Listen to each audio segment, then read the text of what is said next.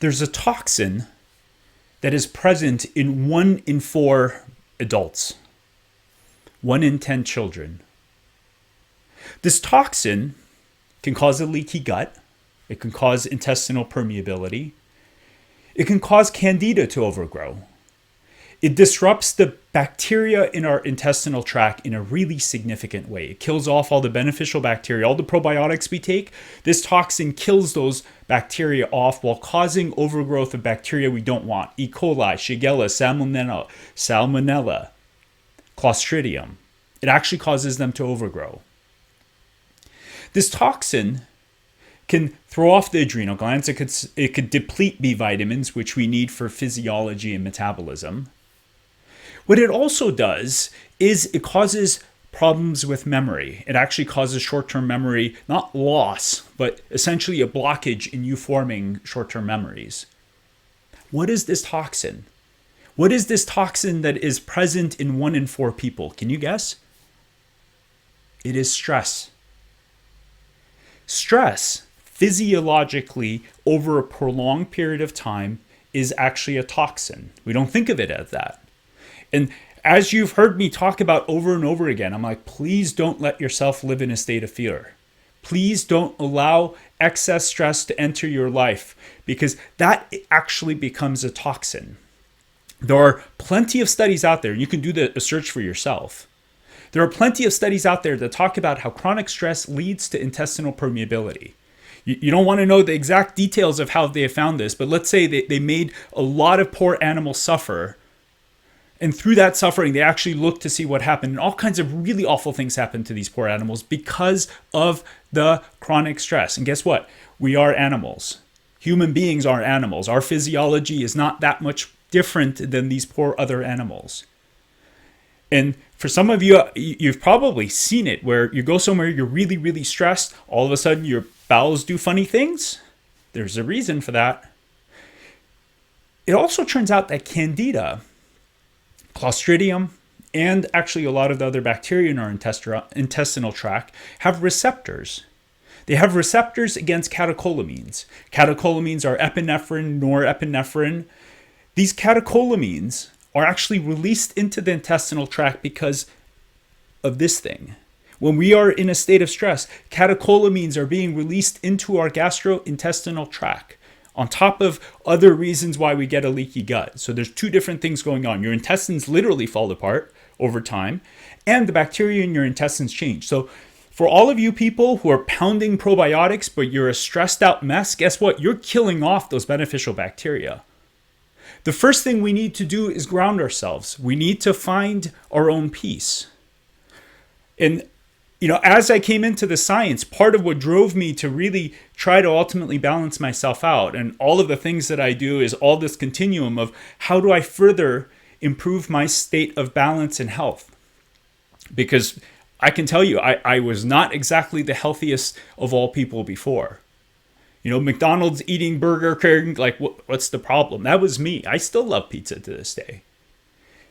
But I also recognized the consequences that caused. I got to the point where I realized, oh my God, me living in this high degree of stress is literally going to kill me. And my wife is like, you're going to kill yourself with the degree of stress you're taking on. You're going to harm yourself. And I looked, I'm like, that's not fair to my kids. Forget about me. That's not fair to my kids. It's not fair to them for me to compromise my own well-being down the road because I choose to be in a state of stress. Stress, when you look at it physiologically, is probably one of the worst toxins that you can possibly have. You can eat all organic, do all of these things. If you're just stressed out of your mind your entire time, I hate to say this, but you're negating the effects of all of the other good things that you're doing. Chronic stress, because of the catecholamines it releases into the gastrointestinal tract, actually activates candida. Candida at that moment starts replicating, so there's more of them. And what is really weird is candida also becomes more aggressive.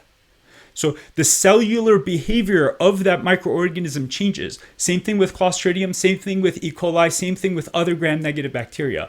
They all become activated in the face of catecholamines. You can look all of this up. It's all out there. You just start doing a search. Catecholamines E. coli, catecholamines candida, candida overgrowth.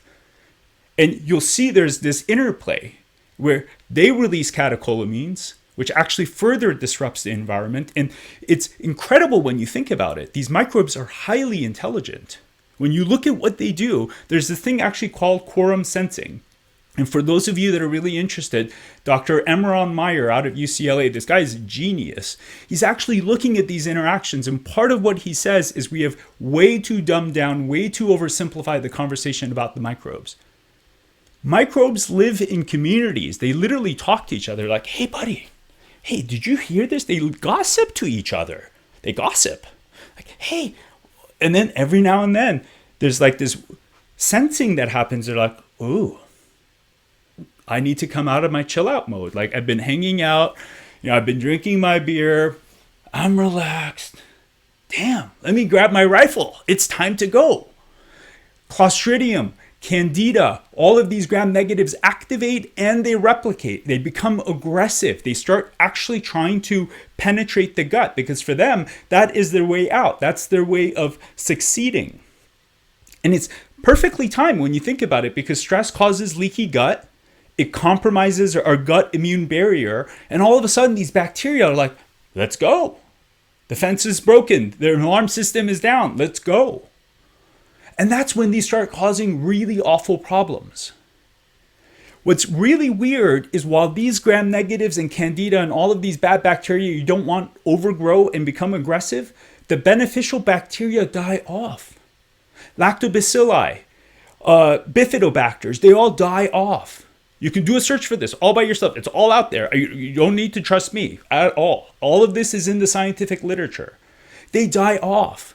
So the beneficial bacteria that were maintaining an immune response, they were maintaining the barrier, they were calming things down, they die off.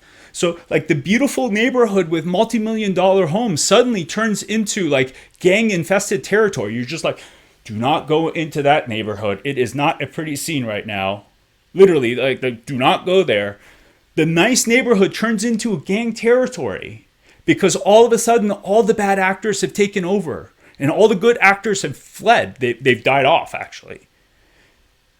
Chronic stress is probably one of the worst toxins we can ingest.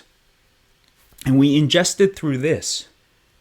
The more you buy into what is being fed to you, the more you allow chronic stress to enter your life, the more you allow this toxin to affect your health.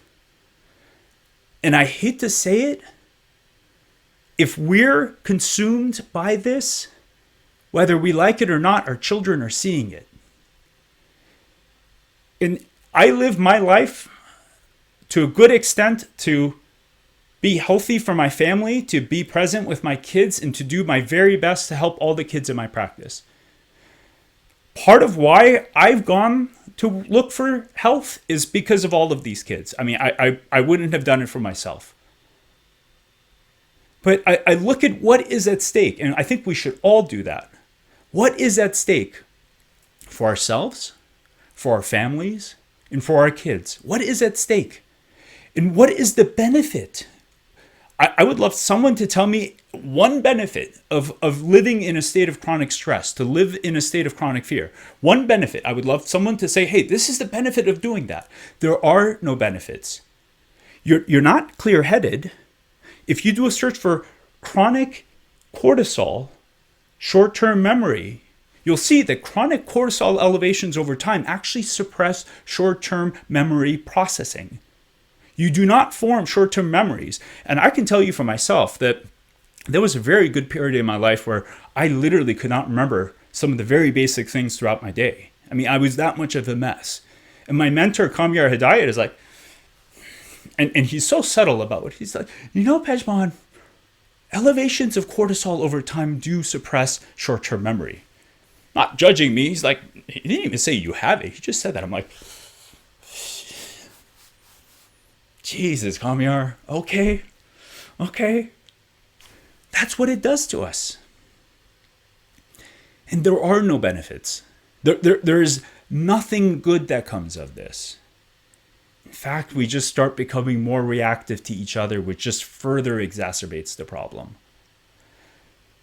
So take a deep breath in. The world is weird. There's all kinds of strange things happening. There's no question about any of that. We live in an unprecedented time in so many different ways. There's no question about that. Don't allow yourself to be consumed by fear. Please don't live in a state of chronic stress. Please, please, please, please don't allow that to come into your family, to become the baseline that your children come to know. They are our future. They're what matters more than anything else, right? So let's become cognizant. Let's become present. Let's become free of this.